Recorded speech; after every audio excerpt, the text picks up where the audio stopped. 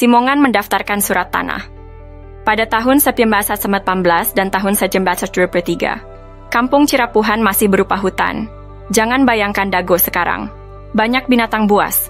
Eigendom Verponding 3740 terletak di Terminal Dago Elos Airway Soccer 2. Letaknya paling selatan dan luasnya sekitar 5.000 meter persegi. Kontur tanah agak menghadap selatan, hadap kota. Eigendom Verponding 3741 berada di kantor pos Dago Elos RW 02. Letaknya agak ke utara dari 3740 dan luasnya sekitar 13.000 meter persegi. Lebih tinggi dari Eigendom Verponding 3740, agak menghadap selatan. Eigendom Verponding 3742 terletak di Kampung Cirapuhan RW 1, bukan Dago Elos RW 2. Letaknya paling utara dan luasnya sekitar 44.000 meter persegi. Agak lebih tinggi dari Eigendom 3741. Kontur tanah agak menghadap utara. Eigendom Verponding 6747 juga berada di Kampung Cirapuhan RW 1. Letaknya di tengah dan luasnya sekitar 6.000 meter persegi. Dua Eigendom awal masih bisa ditoleransi karena ada pabrik tegel Simongan. Keabsahan Eigendom 3742 dan Eigendom 646-7 perlu dipertanyakan. Karena seperti sebelumnya pribumi lebih dulu, ada bukti bahwa tanah tersebut dikuasai pribumi sebelum Simongan datang dengan adanya makam tua leluhur pribumi Kampung Cirapuhan, dan anehnya Buraminten dan Muller menuntut lahan tersebut dengan berkolusi, oknum tergugat, oknum warga, dan oknum aparatur. Yusrat Kesepakatan tahun 1997 sampai 1999 di Kampung Cirapuhan Dago sangat penting.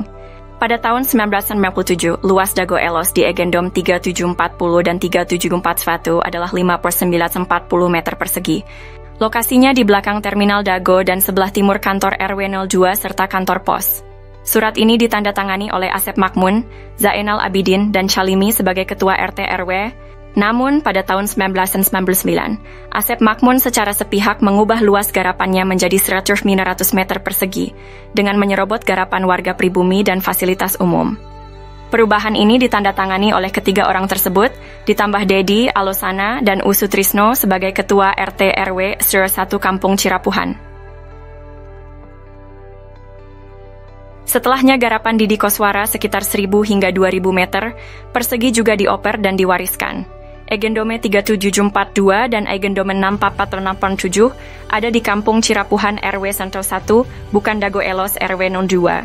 Dan PBB sebesar 1.000 atas nama Didi Koswara bermasalah baik luas dan wilayah diganti oleh jaringan mafia. Muhammad B. Yaman menyebut situasi ini sebagai krisis kepemimpinan.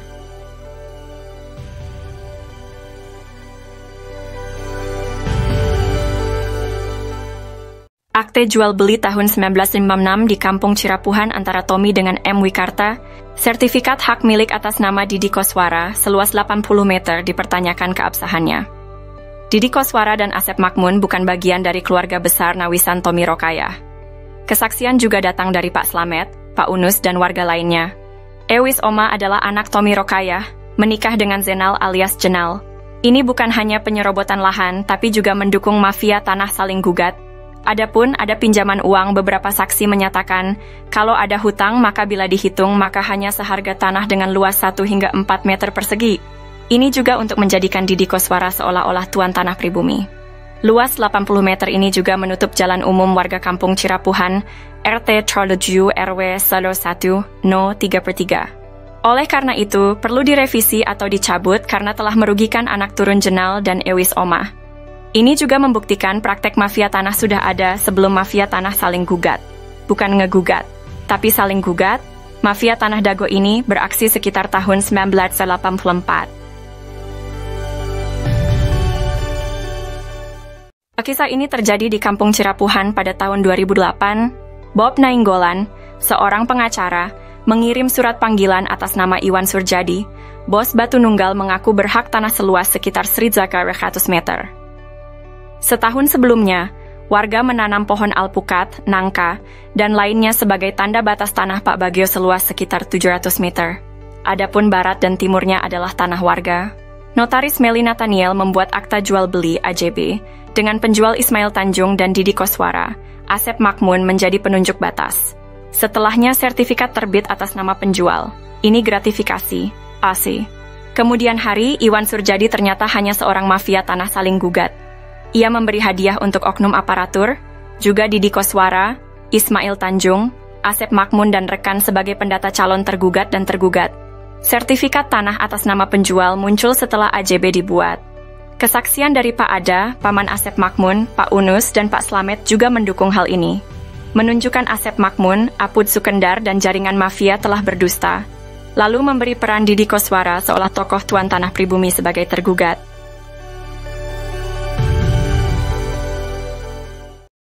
Oh janten bapak teh ngagales di iya di Ramana nih di Ramana nih Ramana Asep Makmun mohon terus lances gitu di baheula terus di gitu diuwihkeun deui ka ieu teu udah we garapan mah didinya aya mohon teu diuwihkeun maksudna teh di jelas galian dititipkeun gitu nya di cueu we dititipkeun nya ku diarurus ku Didi gitu mohon aing kemarin teh di dieu ku ieu dijual ku Surjadi mohon eta oge masalah kasusna oge luasna oge. Kampung Cirapuhan pada tahun 2016 menjadi sorotan karena kasus saling gugat antar mafia tanah. Tokoh RW Sol 2 Dago Elos, Pak Abdidin sebelumnya telah diingatkan mengenai pajak bumi dan bangunan PBB tahun 2002 seluas 15.000 meter atas nama Didi Koswara yang harusnya di Kampung Cirapuhan bukan Dago Elos. Ini melanggar kesepakatan tahun 1999, luas garapan Didi Koswara pun sudah habis, juga Apud Sukendar dan Alosana. Lalu menurut petugas kantor pajak, tanah tersebut dipegang oleh Dedi Mocamat Saad dengan alamat di Jalan Roket 1, Komplek Armet, Cipageran, Cimahi Utara. Catatan luas tanah tersebut sekitar 11.000 hingga 15.000 meter. Sekalipun PBB bukan bukti tanah, ini merupakan bukti adanya kolusi sebagai jaminan. Bila tergugat menang, maka penggugat juga dapat bagian. Saksi dalam kasus ini adalah Bani Rahman. Tarka Dago Elos juga telah diingatkan bahwa ini hanya modus mafia tanah yang saling gugat. Bukan ngegugat, tapi saling gugat. Artinya, pihak tergugat pun merupakan mafia tanah. Mereka saling gugat, bukan hanya menggugat. Bahkan, Buraminten juga menggunakan hak Eigendom Verponding dan telah siap lebih dulu serta sepakat dengan Asep Makmun. Semua pihak disepakati sebagai penggarap Raminten. Kasus ini menunjukkan betapa rumitnya masalah pertanahan di Kampung Cirapuhan, dengan banyak pihak yang terlibat dalam saling gugat. Arep telepon Yusi Suki bantuane wis mudhun kok rung krungu kabar. Halo? Yu, wis krungu kabar urung bantuane wis mudhun. Heeh, aku nembe dikabari Yungatni. Iya, ayo ndang dijupuk bareng aku. Heeh. Kuwi kalung karo gelangmu sing gedhi-gedhi aja mbok nggo. Iya, klambine yo nganggo sing biasa. Tase ra usah nganggo tas sing bermerek, sing biasa nggo pasar wae. Terus ora usah nggo motor. Ngepit wae po mlaku ya. Iya, iya. Ya ndang tak enteni nang omahku. Heeh. Ya. Berkas Pengadilan Negeri Bandung ada keterangan hak Eigendom Verponding Buraminten. Bahkan tergugat lebih dulu bersiap sebelum digugat, yaitu 1 Juni 2016. Ada 3 poin penting untuk diperhatikan. Pertama, pemberitaan yang ada hanya Eigendom Verponding Muller.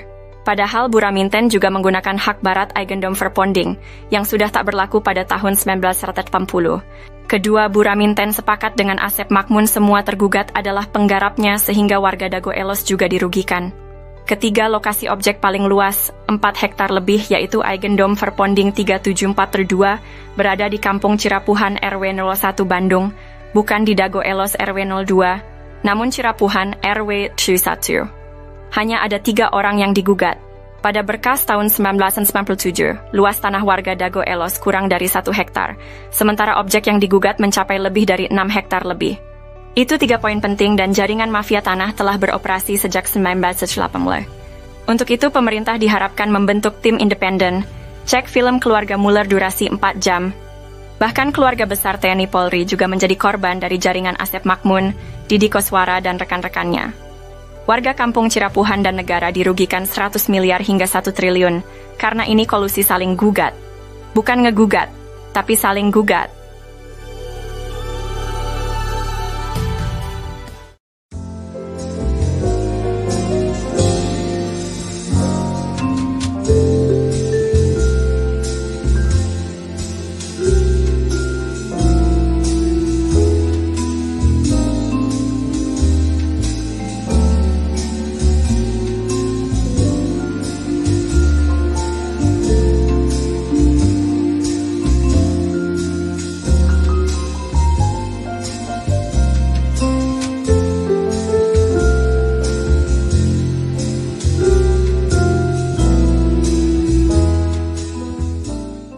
Sengketa lahan di Tanah Dago merupakan modus mafia tanah yang saling gugat di pengadilan jaringan Asep Makmun dan Didi Koswara beserta kaki tangannya.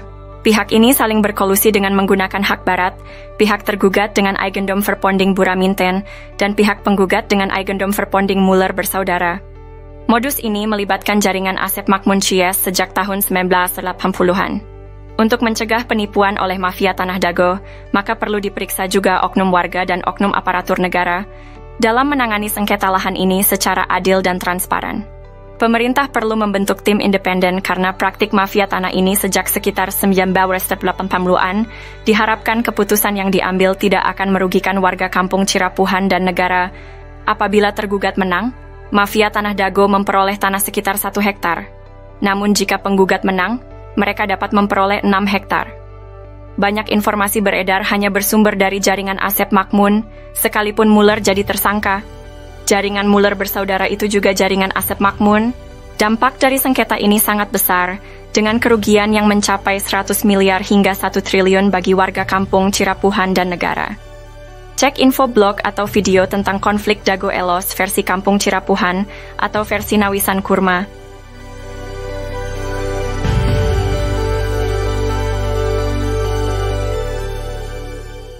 Halo semuanya, hari ini kita akan membahas sejarah menarik tentang kantor pos Dago dan terminal Dago juga, warga Dago Elos di Bandung sejak zaman Belanda. Pada tahun 1800-an, wilayah ini merupakan wilayah pribumi, lalu ada pabrik tegel Simongan. Pada tahun 1918 atau 1923 di Eigendom Verponding 3740 dan 3741. Setelah kemerdekaan Indonesia, sekitar tahun 1970-an, dibangunlah kantor pos dan terminal Dago. Pada tahun 1984, warga Dago Elos RW 02 diberi lahan di belakang terminal Dago dan belakang pasar Inpres atau kantor pos. Pribumi Dago Elos adalah keluarga leluhurnya Jana, seorang kuli panggul. Namun sayangnya jaringan mafia tanah mulai menyerobot fasilitas umum di sekitar terminal Dago dan kantor pos. Maka ini merugikan warga dan negara 100 miliar hingga 1 triliun. Untuk itu, diharapkan pemerintah membentuk tim independen untuk mengungkap jaringan mafia Tanah Dago yang merugikan warga dan negara. Semoga masalah ini segera terselesaikan. Untuk info, silahkan cek blog atau video versi Kampung Cirapuhan atau Nawisan Kurma. Terima kasih.